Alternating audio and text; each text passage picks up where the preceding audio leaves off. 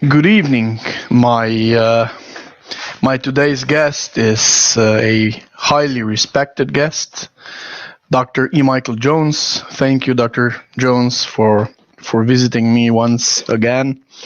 Well, It's always a pleasure to talk to you. We already have people saying hello. Hi from Paris. Is this still happening? Yeah, it is. Okay, Dr. Jones, we have two big themes today. Um, First big theme is Aloysius Stepinac, a for ex-Yugoslav people, for Slovene people, for Croats, for Serbs, a controversial personality. How do you see Aloysius Stepinac? first of all, he was one of the church figures after World War II who was singled out to be persecuted because the communists had just taken over Eastern Europe and they were going to make an example of the church. The point of communist takeover was not to suppress the church outright, but to create a Catholic patriotic society of the sort that got created in China when the communists took over there. So in other words, to establish a state church called the Catholic Church, which would then be have its main allegiance to Belgrade rather than to Rome. That's the whole point of what happened here. So Stepinac was one of three cardinals who was attacked in the period immediately following World War II. We're talking about Cardinal Mindszenty in Hungary, and we're talking about Cardinal Wyszynski in Poland. Stepinac was part of that group of people that was basically singled out for attack because the new communist regimes in these countries wanted to control the church. That's the basic issue as I see it. Of course, ex-Yugoslav people today have 50 years or 60 years of communist regime after us, and communist regime had influence in education and so forth. And if you ask an average Serb today, or average Slovene even, they say Aloysius Stepinac is or was a bad person because he's correlated to the Ustasha regime. Right. Okay, now this is, I think this, we have to get to the fundamental issue here. So all of the stuff that people bring up about Stepinac, including the show trials that took place after World War II, tried to link him with Jasenovac, the concentration camp where many Serbs were killed, and the excesses of the Ustasha regime. I don't think that's true. I don't think it holds water. If you look at the people who are doing this, if you look at books like Magnum Cremen, I think that was Victor Novak. If you look at people like Avro Manhattan, another man who accused Stepinac, these were communist ideologues who were simply using the Ustasha and the excesses that took place during the Ustasha as a way of attacking Stepinac. This was the simplest method of attack. That's the one they used. And I don't think it holds up to historical research. I think Stepinac, in this regard, was very similar to other Catholic archbishops at the time. I'm thinking of Graf von Galen, in the Bishop of Münster, who was also accused of going along with the Nazi regime. But it turns out that what they meant by going along was there were atrocities occurring at this time. And as soon as people like Stepinac heard about them, they condemned them. And apparently this was all supposed to be forgotten by the people who were determined to get a guilty verdict from this guy. So I think that, first of all, that's not relevant. I don't know. You have a better judge of the way Slovenians think, the way Serbs think, but I think that these accusations simply don't hold up. Now, I think that there is a deeper issue at work here. And I think that you're right in saying that the condemnation of Stepinac has to do with his association with the Ustasha regime, but it goes before the war. In other words, this is the Stepinac who was praising the Ustasha, okay, because they were taking the lead in fighting what he saw as the subversion of the morals of the Catholic people of Yugoslavia. And in particular, he mentioned in one of his letters the fact that there was a group of people, he identified them as Jews and Serbs from Belgrade who were promoting pornography. Okay, they were creating pornography. Now, this was specifically weaponized pornography because it was the material was printed in Latin script, but it was clearly coming from a Serb Orthodox source. A lot of the names of the months were obviously being transposed from what was originally Cyrillic and Serbian, because the audience that was being targeted was Croatian. This is the way Stepinac saw the issue at the time, which is to say right around, let's say 1935, 36. Now, he is not the only person who felt this way, not the only Catholic cardinal archbishop in the Catholic Church who felt this way. What you had at this time, let's say during the mid-1930s, was a general consensus among Catholic leaders that Jews, and Jews primarily, communists who were also Jews, were involved in the systematic subversion of Christian morals, largely through things like pornography. So in this regard, Stepinac was no different than Cardinal Hlond of Poland, who wrote a pastoral letter in 1937, which has now become famous to a large extent because he said that the Jews were responsible for pornography in Poland. Now, if you say that now, you're ipso facto an anti-Semite. Okay, now I've said that. Okay, and of course, everybody calls me an anti-Semite, but then if you have Professor Abrams, the Jewish professor from England, when he says it in his article and brags about how Jews are promoting sexual liberation, of course, that's not anti-Semitism. So we're dealing with a large double standard here, okay, to begin with. But secondly, we're also dealing with a consensus among leaders in the Catholic Church that Jews were involved in promoting pornography. This is not just, I've mentioned Poland. We're mentioning Stepinac, who said this in a letter to Cardinal Maglione. And also the United States was no different. This is the time, a little earlier than that, let's say 1933 was the date when the Catholic Church in the United States launched this crusade known as the Legion of Decency, which was aimed at the Jewish subversion of morals, sexual morality coming from Hollywood at the time. So what you have now is the Catholic Church has a kind of continuity crisis, and it's got an identity crisis, okay? Because what was a consensus back then is now considered bad, okay? The consensus back then that Jews were involved in pornography is now ipso facto anti-Semitism, and the church would apologize and condemn anyone who said that.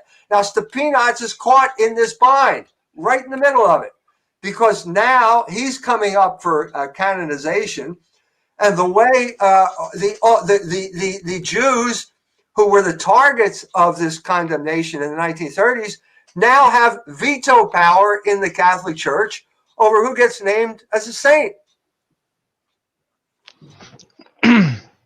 How did it come so far? In which sense do they have the power for veto? In the absolute sense of the word, in every sense of the word. In other words, if a Jew doesn't like you, you're not going to become a saint. I don't know how else to say it. It began with the attack on Pius XII that was launched by the Jews who up to that time had uniformly praised Pius XII for the efforts he had made to save Jews during World War II. All of that changed with the publication of the play by Hochhut der Stellvertreter, or the deputy in English. That is what launched the calumny, and from that time onward, the Jews have had veto power over the church. Again, in the article, the review that I sent you, which was going to appear in the January issue of Culture Wars, we have the case of Father Dehone, another candidate for sanctity, for sainthood. His canonization cause, he got to beatification, and then he couldn't make it to the last step because the Jews objected and called him an anti-Semite. This is what I mean by veto power. Okay, they have veto power over who gets named a Catholic saint, and I'm saying the veto power is now based on a total repudiation of what was a consensus in the Catholic Church at that time. This means that no one, okay, virtually no one who was born, let's say, around 1880 will ever be canonized. Will ever be canonized because they all shared that point of view. It goes even to the heart of the philosophical tradition in the church, Thomism. Okay, we have Thomism. We have Jacques Maritain and Reginald Garrigou-Lagrange, two of the most famous French Thomists at this time, getting into a big argument right on the eve of World War II because Garrigou-Lagrange supported Vichy France. He supported the Pétain government. He said the Pétain government is the most Catholic government in France since the French Revolution.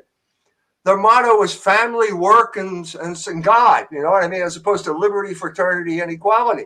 So here you have another example of what we're talking about, a consensus among these group of people that has now become toxic, which means that no one will be allowed to be canonized who shared in that consensus. A couple of weeks ago, actually, I read an article. I don't know if it was from a Serb source or Croat source or Jewish source.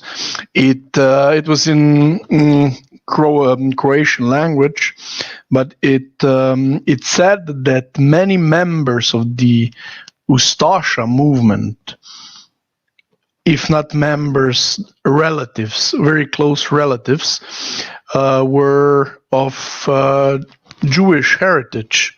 Did you know? No.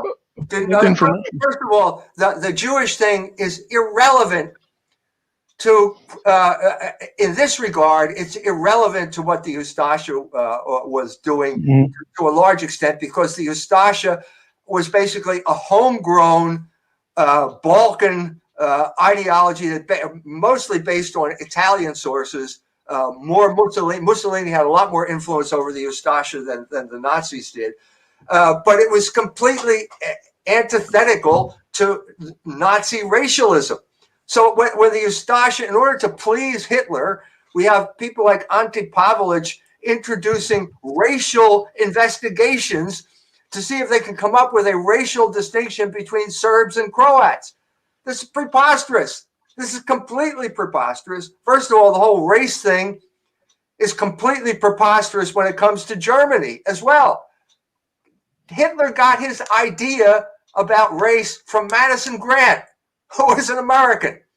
And Madison Grant had a thought that race was important because Americans think that that's important because they have a large black population living there who were the descendants of slaves who were brought over to pick cotton and plant tobacco. And that it's the word race had nothing whatsoever to do with the history of Germany, the divisions in Germany. Nothing, absolutely nothing. The first word, first spelling of the word in German was R-A-C-E, exactly the word in English. No German knew how to pronounce it. He'd look at that word and say, what does that mean? Raka? What does that? There's no... So they had to change it to create a German word called Rasse, which is a completely made up German word that has nothing to do with it. The issue in Germany was Volk. Volk means ethnic group. The idea of race is completely meaningless. And so what you're seeing here is basically an attempt to impose this idea where it had no meaning whatsoever and having, in a sense, disastrous consequences for everyone concerned. Everyone concerned. And the really annoying thing about all this is that this stupid idea still hasn't died. So we have the last program I was on with you, who should show up with Tom Sunich, who's telling me that he's a white guy. You know, this is ridiculous. The whole thing is completely ridiculous. But now we have the hangover from this playing a role in internal politics, internal Catholic politics. So so if you read the contemporary reports about the whole Stepinac thing, from the Catholic point of view, it's clear that they're pointing their finger at the Serbs, and they're saying the Serbs are the one who torpedoed this canonization. The Serbs are to blame. The Serbs now have become the fall guy here. Well, I'm sorry, that's not really true. Because if the Serbs alone decided that they wanted to say something about the Catholic Church, no one would listen to them. Who would care? Who cares what the Serbs think? The only reason that the Serbs got any, if they wanted traction, the only reason they got any traction because of the hidden partner in this deal, which is the Jews. Okay? So I'm saying it's clear that the Jews played the Serbs here. They used the Serbs as the fall guy for the Stepinac case. Now, I'd like your opinion. Now, you tell me what you think, because you're closer to it than I am. Yeah, well, I came through the communist education until my 30th. I believed all the lies about Stepinac and Ustasha movement and Jasenovac. We even have a mayor of a town called Radenci in Slovenia, Roman Leljak. He did a research on Jasenovac. A really thorough research on Jasenovac, and he claims today that Jasenovac wasn't even as near as close to the number of victims. Media told us, they taught us in schools and so forth, and plenty of the hatred between today's Croats and Serbs is nested in mythology. Right. And I'm saying this is exactly the type of ugly incident that is calculated to promote animosity between Serbs and Croats.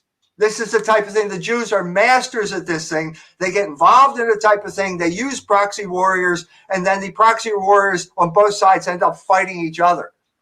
And they just step back, and that's their goal, because their goal is to, first of all, spread division wherever they can, because they're stronger the more division there is. And secondly, to use the proxy warrior to get at the people they don't like, which is namely the Catholics, to maintain their control over the veto power of the that they have over Catholic sainthood right now. This has to be addressed. I'm sorry. We are in the middle of a crisis in the Catholic Church, and no one is addressing this issue. Who gave these people veto power over who gets called a saint in the Catholic Church? Why is no one addressing this issue? The Stepinac case allows us to address this issue, which is why what we're talking about is important right now. Much far beyond the boundaries of the former Yugoslavia. This has significance for the entire universal Catholic Church. What would be your speculation? I'm calling you to speculation, and I'm sorry for that, but there's plenty of Slovenes and Croats get from the media information about subversive Serbs is your speculation that many of subversive Serbs in Slovenia and Croatia are actually Jewish? No, I have no idea of knowing that whatsoever. I mean, Stepinac made a clear distinction between Serbs and Jews. He didn't say it was Serbs masquerading or Jews masquerading as Serbs. He made a clear distinction there. That is a matter of fact. A part of the dialogue that I'm hoping to initiate is between my Serbian friend and my Croatian friend. We're going to do this discussion in January, and part of that has to do with, well, are we talking about something factual here? Because Stepinac made a factual claim. Okay, he claimed that it was Serbs and Jews who were promoting pornography. I think that there is evidence that pornography was being promoted at this point. There is evidence that it was translated from Cyrillic into Latin so that it could target Croatians, but that's a factual claim, difficult to substantiate. But I think we've looked into it enough to see that where there's enough smoke, there probably was some fire here.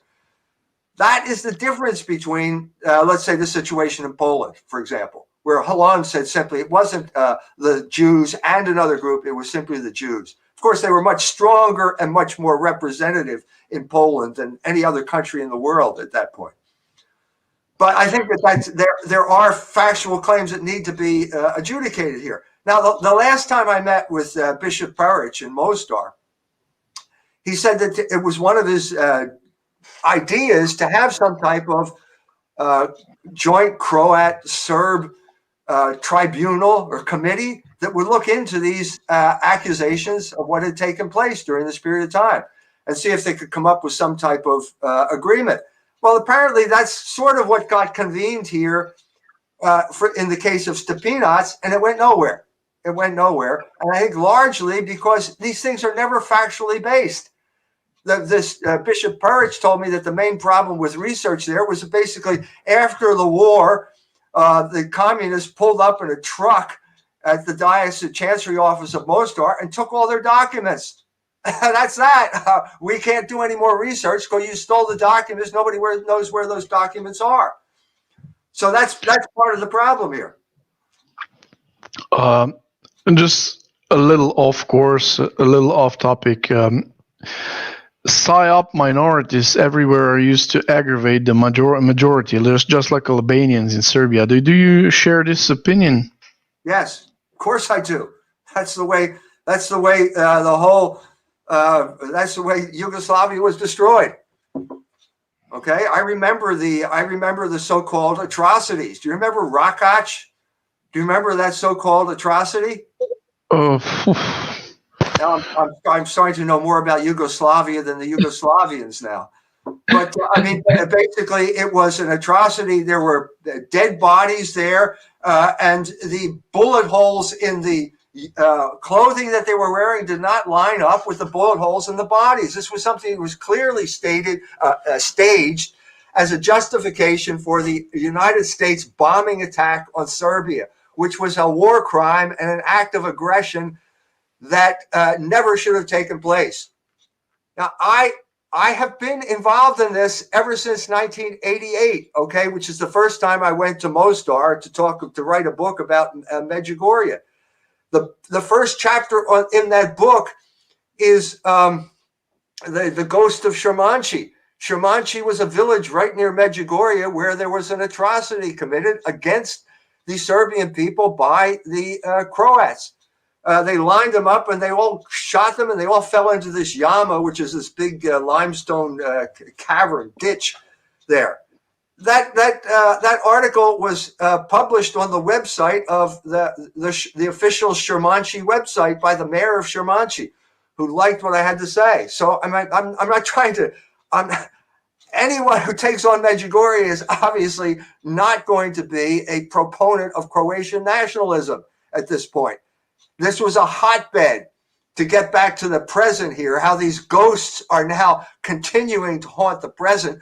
One of the times that I visited Mostar, I went to Shrioki Brieg, which is the Franciscan monastery, and there on the wall were all of these Ustasha soldiers. You know, these were the heroes for this group of Franciscans. They're the people who created Medjugorje. So that's the situation. Our job, I think, is to disentangle all of this obfuscation, all of this manipulation that's always using proxy warriors to push a hidden agenda where the real players are never really available for protection. This is an interesting thought from PSYOP. Not every group can be used in that way. Croats and whites are never. I know you're not. You won't agree with. Is that another ethnic group in Yugoslavia? I know you won't agree with that. Are never used in that way by Jews because we are not like that. Do you think that some ethnic groups are more inclined to be used as proxy warriors? Yes. The blacks in America. They're notorious. They are the greatest. You're talking about the Black Jewish Alliance, which has existed from the lynching of Leo Frank all the way up to Black Lives Matter. They're notorious for volunteering to be the proxy warriors of their Jewish controllers. But in terms of other ethnic groups, no, I don't think anyone is particularly vulnerable. Anyone can be used, and I think that the Croats were used as well. I mean, they were used, but they weren't used by the Jews. They were used by American foreign policy. Okay, this was, I mean, it was not a good idea. Okay, who were the first to recognize Croatian independence? The Vatican and Germany. Okay, were the Croats being played by the Vatican and by Germany? I think you could make a case there. I think that they led them, they followed with the help of the Franciscans. I guarantee you, the Franciscans at Medjugorje were raising money that was going to be used to buy weapons so that they could fight that war. I think they were led astray. I think that they're now talking to my friends over there. There's a little bit of buyer's remorse about the decline of Yugoslavia. It was a power in the world for a certain time, and now it's not. Ahorn asks why Tito's communist regime did not persecute Jehovah's Witnesses. Actually, under his regime, they grew very successful. Because Jehovah's Witnesses are completely insignificant. Even in America, they're insignificant. So they're certainly insignificant in Yugoslavia in a way that the Catholic Church was not. The whole point of the separation of church and state is to promote insignificant groups, insignificant religious groups, give them inordinate power as a way of taking power away from significant religious groups like the Catholic Church or like the Serbian Orthodox Church there. Jim Bowden asks, why are Orthodox Serbs involved in preventing Stepinac from being canonized? You already said they are not. Similarly, Jews preventing beatification of J.K. Chesterton. Where is the strong voice of the church now? The church does not have a strong voice. That is precisely the problem that we're trying to address right now. There is no strong voice in the Catholic Church. You wrote me yesterday or a couple of days ago about the Medjugorje. Let me read the short news. On the feast of the Immaculate Conception of the Blessed Virgin Mary, a Eucharistic celebration in concelebration with 14 priests tonight in the Medjugorje Church of Saint Jacob was led by Monsignor Petar Palic, the new Bishop of Mostar, and Duvan, and the Apostolic Administrator of Trebinje, Mrkan and Hvar, who is visiting Medjugorje for the first time since his enthronement. This is what, and the commentary is: it looks as if the Bishop of Mostar has granted de facto approval of Medjugorje. That's what I said. I stand by that claim. This looks like de facto approval of Medjugorje. What do you think?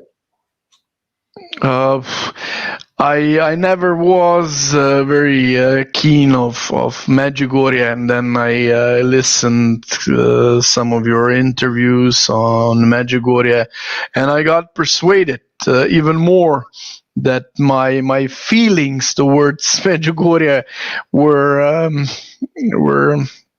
not off course. So I share your opinions on Medjugorje, but so our friend, one of your listeners just said, "Where is the strong voice in the Catholic Church?" Well, this explains what happened. Okay, you had two strong voices here in Mostar. You had Bishop Zanic and his successor, Bishop Peric. And for about 40 years, these two men, courageous men, held the line. They said in no uncertain terms that this was a fraud. They caught the seers in repeated acts of lying.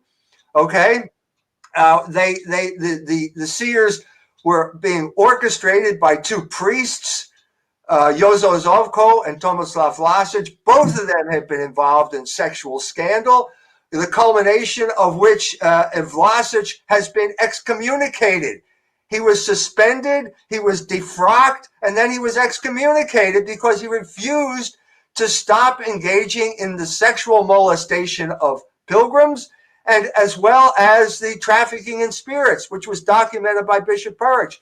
Now you have two strong bishops who both suffered personally because of their opposition to what became a huge money-making operation in Bosnia.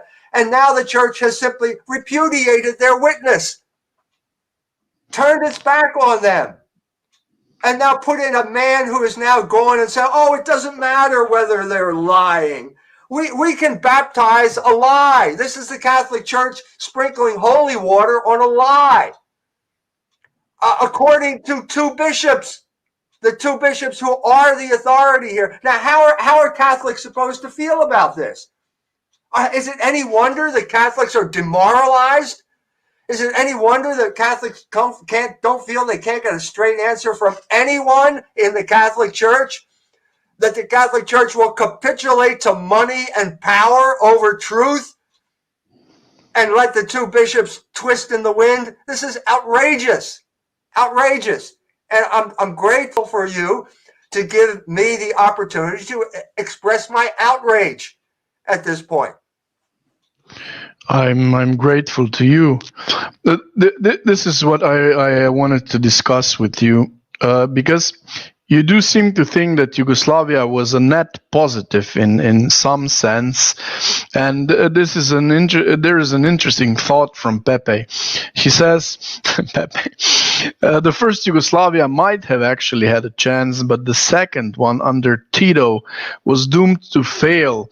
And this is what I wanted to express, because there are people who share most of your opinions, who are Catholics, who are probably also your fans, but the majority of them would still say that Yugoslavia was not a net positive because of the communist regime. There's a Carlota Puig that says the Yugoslavian dictatorship had no logos.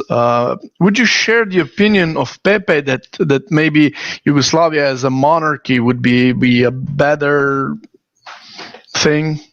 Look, I am not trying to defend Tito. I'm not trying to defend communism. I'm just saying that Yugoslavia is stronger than Bosnia. Is that such a radical statement? What power does Bosnia have? Is Bosnia a state? Well, if I say that dogs have 5 legs, does that mean dogs have 5 legs? Does that mean Bosnia was never a state? It was never an independent state. And the only reason it's one now is because the New World Order under the Clintons wanted to divide and conquer. And basically, Russia at this point was too weak to defend Serbia. And so they just went in and they bombed Serbia mercilessly because they knew it was defenseless. This is scandalous. And I'm not trying to defend communism. I'm trying to defend the fact that Yugoslavia was stronger than Bosnia. Okay. And when there was a Yugoslavia, even under Tito, it had a leadership role in what was then known as the Third World, which I think was a good thing. A good thing. Yeah, I mean, I agree in so many senses. It's just that if you ask conservatives, Catholics, Orthodox in Serbia and in Croatia and Slovenia, they'd probably all say, Serbs would say communism was the worst thing for Serbs. Croats would say communism was the worst thing for Croats. Slovenes, at least Slovene conservatives, Catholics would say the same. Although things are much more complex than this, because you had many Catholics that collaborated with communists. Right. You're always going to find collaborators. So let's go back to 40 years ago, and Tito dies. Okay, 1 year before the so-called apparitions of Medjugorje. Now, did they have to continue as a communist country? No, they didn't have to do that. They could have made some type of gradual change. They could have allowed this thing to evolve or something like that. But no, it was willfully destroyed by United States foreign policy, by the Clintons. It was deliberately destroyed because they knew that Russia was weak and defenseless and could not defend Serbia. And so they just bullied them and created damage that is still, there's still problems here. We still have problems there. Nothing is so bad that you can't make it worse. Bosnia, Andrija Živković says Bosnia or BiH is an American protectorate. Yeah, obviously. I was there. I was there right after the war, right after staying at the Hotel Euro, I think, in Mostar. And there's this American who's the master of the universe. And he's talking about how they're going to straighten out the Balkans. He's going to straighten out the Balkans. Okay, he's an American. Okay, and in the course of the conversation, it turns out he's divorced American. So the guy can't even keep his marriage together, but he's going to keep the Balkans together. And it's a disaster. It was a disaster. Everybody should have known it was going to be a disaster. And yes, my point is, how else is Bosnia supposed to survive unless it's a protectorate? It's got to be a protectorate. It's too small to function as an independent country. Of course it has to. Tito words to create an independent Catholic Church based on the model of the Orthodox Church in Serbia and then place it under state influence. I think that's true. I mean, the churches the Orthodox churches are autocephalous. That's part of the problem with Orthodoxy. It doesn't have a unifying figure like the Pope. It's been the problem for millennia. Okay, at least a millennium. So it's not going to go away anytime soon, as far as I can tell. It's not going to go away if we are constantly pointing the finger. If Catholics are constantly pointing the finger at the Orthodox and saying, you're the ones who did in Stepinac. That's certainly not going to happen if that's the case. And that's part of the ugly underside that I saw in Harris's book. It's always this kind of demonization of the Serbs without any type of understanding that there's another group of people there without whose input this decision would not have been made. That's a claim. I'm going to stake my reputation on that claim. The Serbs alone could not have torpedoed this canonization because the Serbs alone are not involved in any of the other torpedoings that are going on. Not Dahon, not Graf von Dahlen, not Holland. They're not up for canonization, but the same type of demonization is going on here across the board. And it's not the Serbs who are behind it. Carlota Puch says, is it not better that Yugoslav Catholics and Orthodox have separate states? What would you say about that?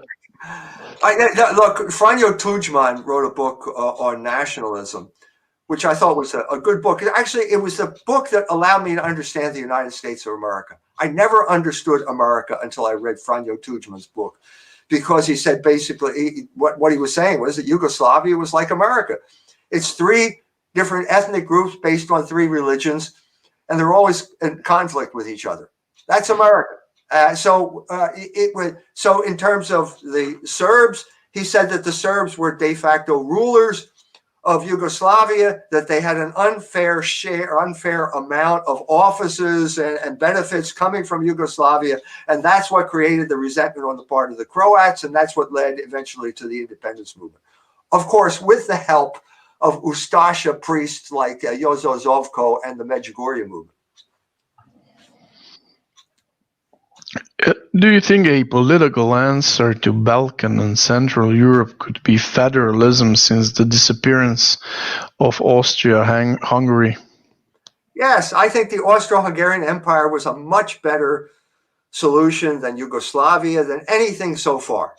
One of the tragedies of history is nothing but tragedy, but one of the tragedies of European history is the eclipse of Austro-Hungary and Bavaria at the expense of Prussia. Prussia rose, defeated both of those groups, and basically they're the ones that created the unification of Germany, and they had a bad influence on Europe throughout that period. The Catholics had a much better understanding of how to run an empire than the Prussians did. And the proof of that is as soon as the Prussians united Germany in 1871, they declared war on the Catholics. That was totally stupid, totally meaningless. And yet Bismarck did it because of his residual Prussian prejudice. And it took about 10 years for him to wake up. He was an intelligent guy, okay? And 10 years after talking to people like Bishop von Kettler, he realized it wasn't the Catholics who were the enemy, it was the Marxists. And he changed gears, and that led to a much more successful Germany than the one that he inaugurated with the Kulturkampf.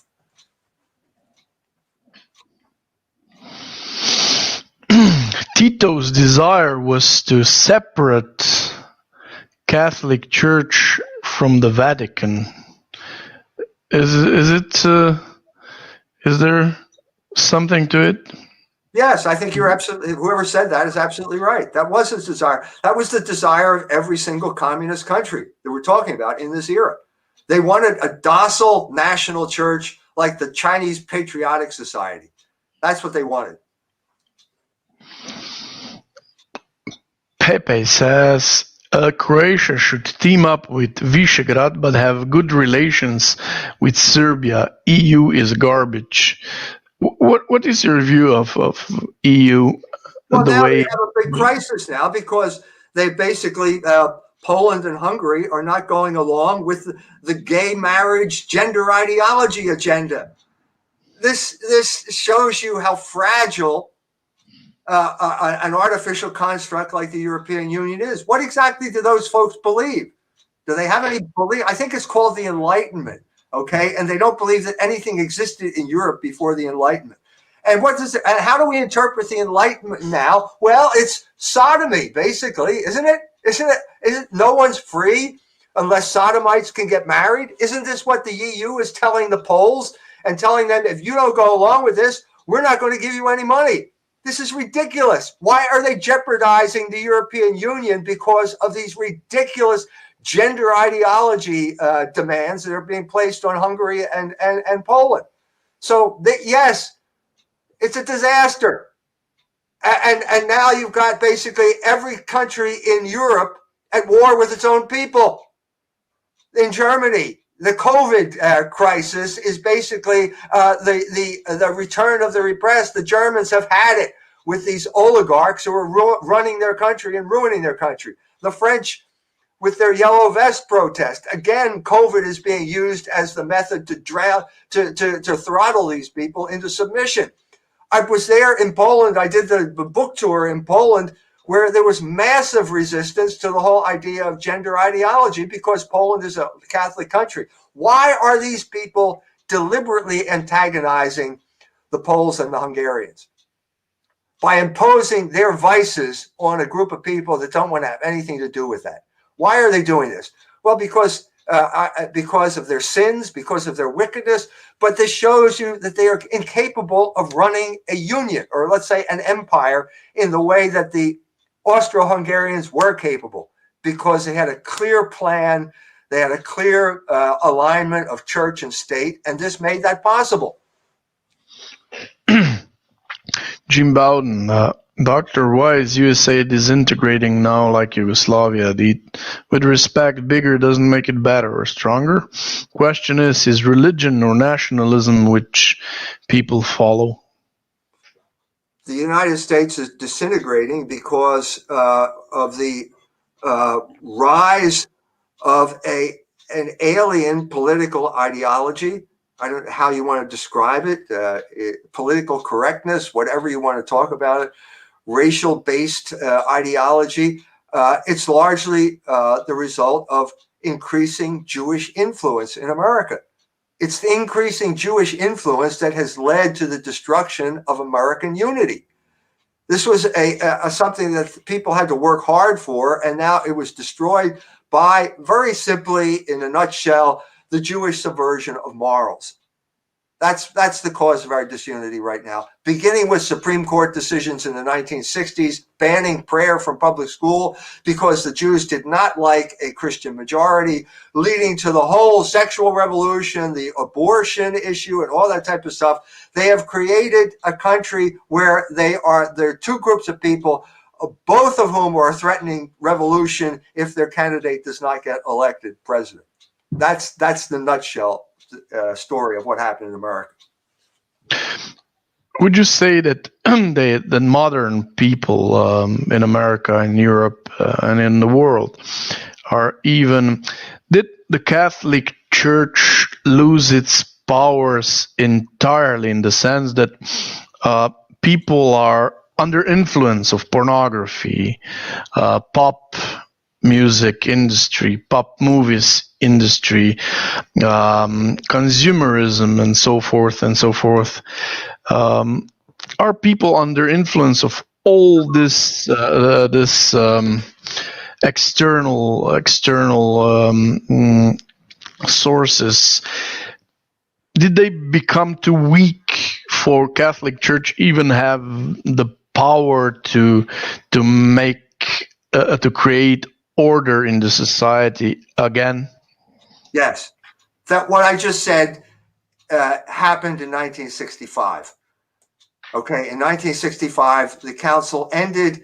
The Catholic bishops ran up the white flag in terms of holding Hollywood accountable for their obscenity. They basically threw in the towel with the Legion of Decency, and they declared the Jews are our friends. Well, the Jews are not our friends. They are enemies of the entire human race. They're the people that killed Christ, and nothing is ever going to change in that regard. And to pretend these people are our friends, the friends of the Catholic Church or Americans in general, has had tragic consequences. To this day, we are now on the brink of revolution in the United States of America, funded largely by a Hungarian Jew by the name of George Soros. We are going to have a color revolution, especially if Trump overturns the election. That's the legacy of the Catholic Church capitulating to the culture wars, capitulating to the Hollywood Jews and the culture wars, and declaring a group of people who want to destroy us that they are our friends.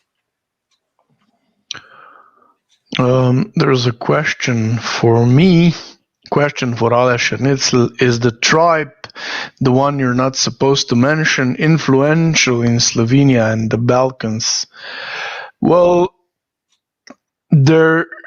I don't know. I don't know if it's the tribe. It surely is the ideology, the so-called ideology of the tribe.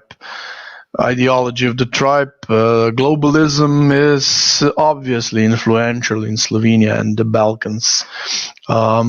This is I don't know if it has some proxy warriors in the form or shape of the local fifth columns, or it is actually the Jews. I don't know any Jews in Slovenia actually. At least they're not openly Jews that I would know, and that I could say that they are subversive. But globalism, if you say that globalism is ideology of the tribe, then yes, this is prevalent. That was the main promoter of globalism in our day. It's George Soros. Yeah, George Soros. We have of course. Another example of exactly what I'm talking about is what's happening in Armenia right now. Okay. Now, I wrote the Jewish Revolutionary Spirit 12 years ago. I think that that's in the past. I got invited to go to Armenia. I think, well, I'll just look into this. I heard about the Armenian genocide. That's basically all I know. My father used to tell me to think of the starving Armenians when I wouldn't eat what was on my plate. So I look into it, and guess what I find out? Okay, you cannot understand what happened in 1915 in Armenia and in the Ottoman Empire unless you look into the role that the revolutionary Jew played in pitting one group against the other. You cannot understand it.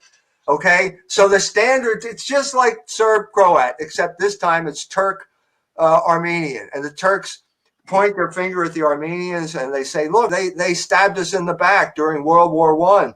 They sided with the Russians when the Russians attacked Turkey. Therefore, we had to remove them. Okay.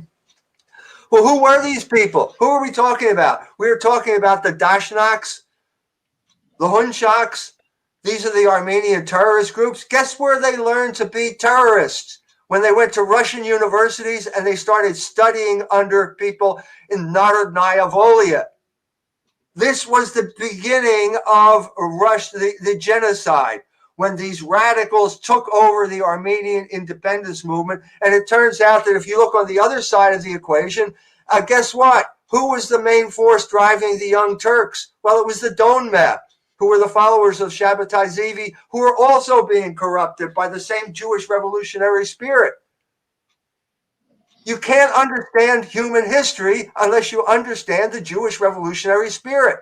And I'm saying that's true of Armenia. I had no idea it was in Armenia. But once you look, you realize this is a category of reality.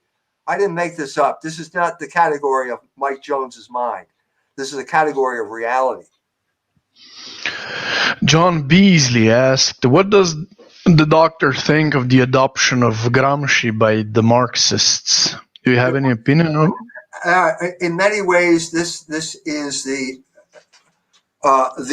source of the Marxism that is now threatening to take over the United States of America. And the vehicle, one of the main vehicles, no, let me put it this way. The main vehicle was the English professor at Notre Dame by the name of Joe Buttigieg. His son, Pete Buttigieg, ran for president of the United States of America. And now it looks as if he may be named ambassador to China. This is the main vehicle main vector of revolution in America right now. It's Gramsci through Buttigieg.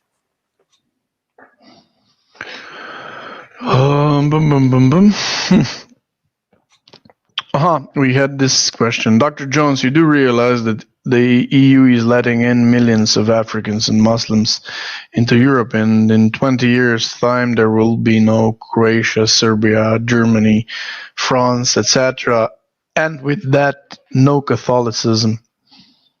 Yes, and who's responsible for that? Same group of people. Check out Barbara Lerner-Specter and numerous videos by Jews who are talking about how this Europe has to become a multicultural country, and the Jews are going to explain how that works for them. Pepe says, answering to Boris, yes, we should take responsibility for our own mistakes too, not just blame Jews for everything. Okay, let's have a sincere discussion about this. What is our fault? What could we have done better? And if we have done it better than the Jews, the Jewish influence would be obsolete. Now, what time frame are we talking about here? Are we talking about Yugoslavia in 1989? What are we talking about? The 1990s? The fault there was Croatian nationalism, as far as I can tell. And the Croatian nationalism was being run by that fraudulent operation known as Medjugorje. That played a crucial role.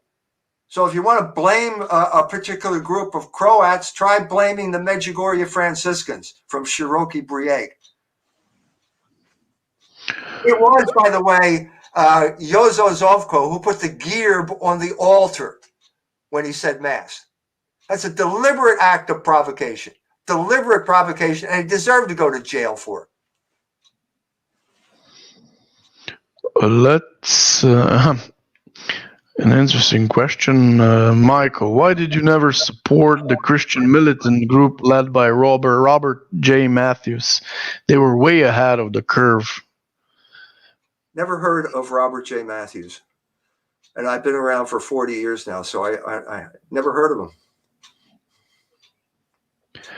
Me too. Will the doctor comment on St. John Paul's thoughts about the global struggle between the church and Gramscic Marxists? Now, you already commented a little bit on it.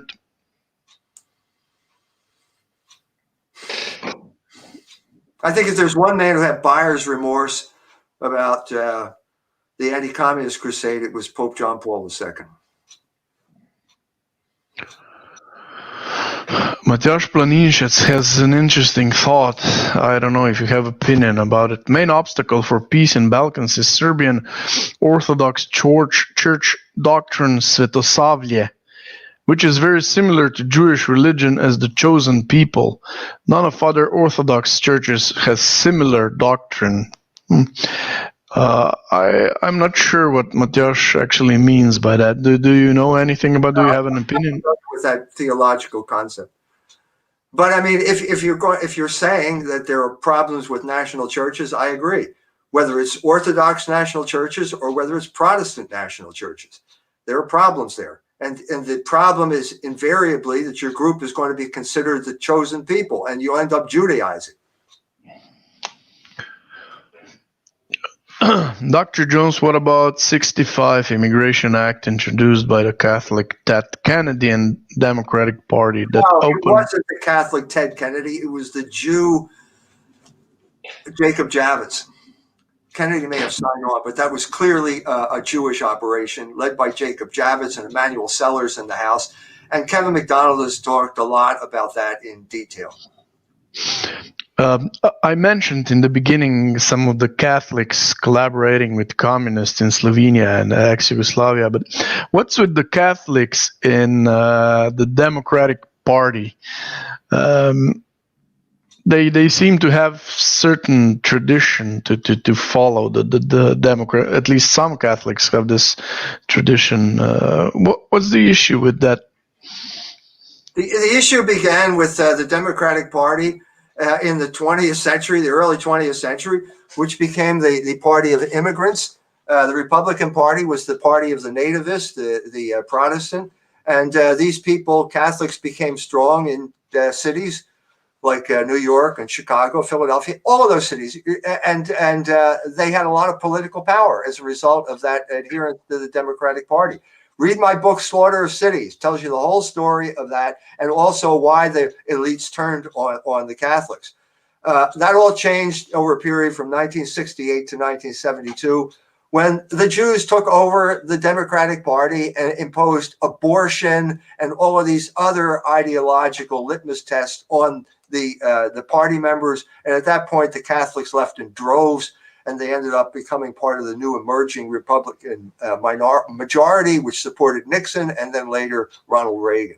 So the Catholics left in large numbers. The ones who didn't simply had to go along with the agenda, which is basically anti-Catholic. And the culmination of this is Joe Biden. Joe Biden, why is he a Catholic? He should be excommunicated.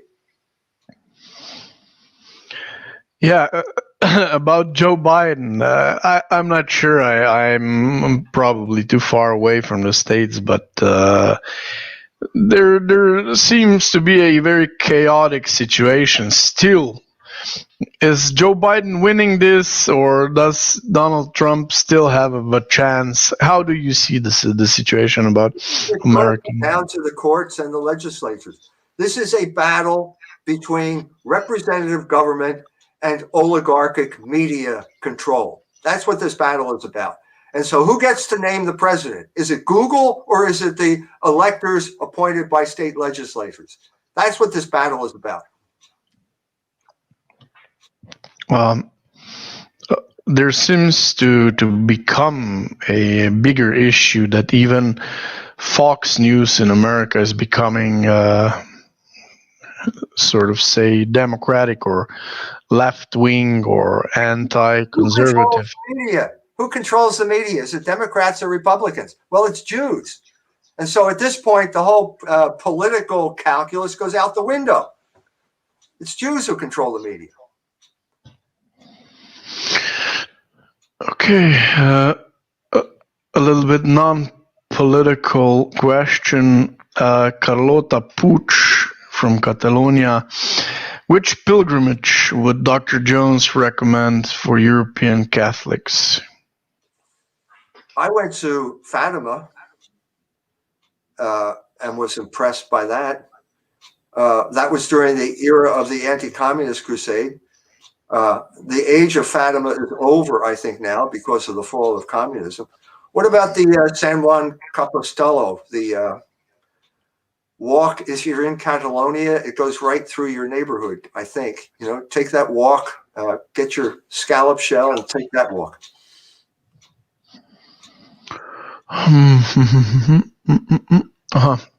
Dr. Jones, your contention that the Catholic Church doctrine of keeping Jewish influence isolated from European societies, how can something similar be revived and instituted in European societies? Okay, Catholics have to be able to take over their own institutions. As an American, the main problem in the United States Catholic Church was that basically the takeover of the theft of Catholic universities from the Catholic Church that was inaugurated by Notre Dame University in 1967. That's those people, the people who control that now are total pawns and proxy warriors of the regimes and of the oligarchs. And so therefore, any student that goes there will be indoctrinated to repudiate Catholicism. That's the main issue. You have to take control of our own institutions. And in order to do that, you have to take control of the Catholic mind.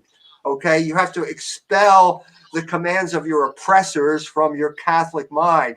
And the main command of the oppressors that you have to expel is this basic Jewish control over the way you think, including Jewish control over who gets named a saint. This has got to stop.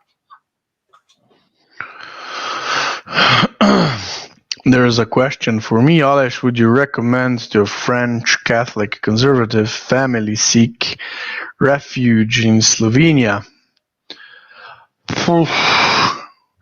Well, Slovenia is a lot better than France. Still in many sense, but of course, even Slovenia is under influence of globalists. Soros-run and financed non-governmental organizations and so forth. Yeah, but it's still better than France. It will be for a couple of years more, probably. I would. Do you think it's possible the Slovenians would accept us? Of course, Slovenians would accept you. Okay. Dr. Jones, we have worked in the same vineyard. Any advice for Catholic educators? Yes, remain true to Catholic principles. Reject Jewish influence. Do not internalize the commands of your oppressors. Do not accept industry standards as determinative of your worth as a Catholic intellectual. All of these things. We have to reassert Catholic identity because we have been victims of identity theft. That's the main problem in the Catholic Church right now, identity theft. Dr. Jones, what is the future of American Catholicism and world Catholicism under the current leadership of Pope Francis? Pope Francis is not going to be Pope forever. I said this when I was in Qom in Iran. I said that Pope Benedict wasn't going to be Pope forever. And when I got back to Tehran, he had resigned. So all the Iranians thought I was a prophet. They all said that. But my advice is take the long view. I'm trying to explain that there was a long view here when it came to dealing with the Jewish question, and that the Catholic Church published its that long view in a series in Civiltà Cattolica, which appeared in 1890. That is part of the Catholic patrimony that we need to revive. And you can go to culturewars.com and buy a copy of the translation of that article and understand the depth, the extent to which we have deviated from Catholic principle. Okay. Donning armor. Catholicism, Catholicism, Catholicism. Isn't your Pope scrubbing the dirt of the feet of Jews and black Africans, kissing the toes of gays and atheists? Yeah, every white guy out there who doesn't want to have his sex life conform to the moral law is always going to appeal to the Catholic, to Pope Francis or something like that, as an excuse not to become a Catholic and become a follower of Jesus Christ. I've been through this so many times before. This is the hidden grammar behind questions like that.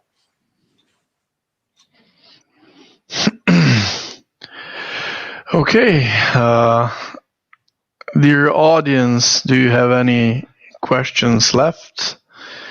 Or should we ask our beloved Dr. E. Michael Jones to conclude our stream with a final thought? Let's see if they have any questions left. Yeah, they do. Dr. Jones, what's your opinion on China and Russia? Do you think they are owned by the same tribe? And who do you think will be the new face of world domination when USA loses it? That's too complicated for a short answer. It's too complicated. The Russians overthrew Jewish control when Putin came to power and basically reigned in the oligarchs. It's just too complicated to talk. There obviously is Jewish influence in China right now. The Chinese are working with the Jewish lobby and Israel lobby in the United States. It's clear that that's going on, but it's too complicated. I would just like to say, in conclusion here, that one of the benefits of being a Catholic is your involvement with people all over the world who share the same values. So here I am, the white guy from the United States of America, showing up in Bosnia 40 years ago and getting involved in their story. Why? Because I'm a Catholic, because that was a Catholic story.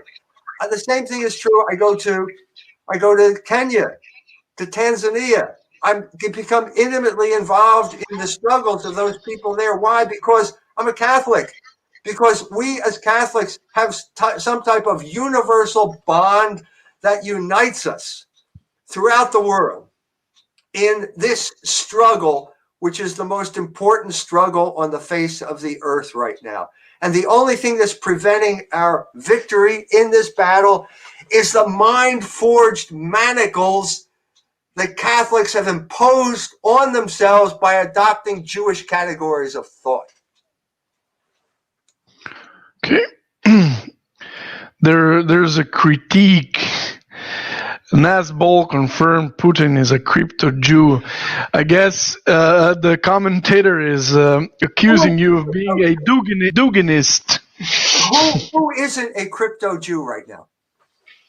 Name one person who is not a crypto Jew.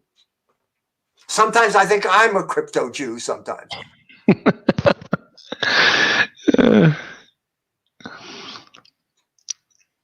I have to go back. John Beasley asks you, do you believe in Christianity or just Catholicism? What a false dichotomy. That question. What is your opinion about European colonialism in Africa 20th century? Did not African people live better in the colonial regime where they live now in political and economic instability? It was an example of what Hegel would call die List der Vernunft. It was God taking evil and turning it into good. If you think it was a good thing, just look at those pictures of the Belgian Congo where the men had their hands cut off because they didn't pick enough rubber. Okay, that's evil. Okay, but God has the power to bring about good out of evil, and the good that he brought about is the spread of Catholicism throughout Africa, which is the only sign of hope that I can see on that dark continent. Carlota Puch, unrelated question. How could we reach Dr. Jones's age with the same energy he has? Any tips? Thank you. I appreciate that praise of my energy. It's Alice always brings out the best in me. Thank you. Thank you. Thank you. Okay. Final question. Dr. Jones, do you have a book list or any recommendations? Yes, go to culturewars.com. All of my books are available there. They're not on Amazon anymore. My latest book, Logos Rising, is something you should read because it will give you hope and explain to you why God is still in charge of human history and why that's not going to change in spite of all the troubles that we're going through.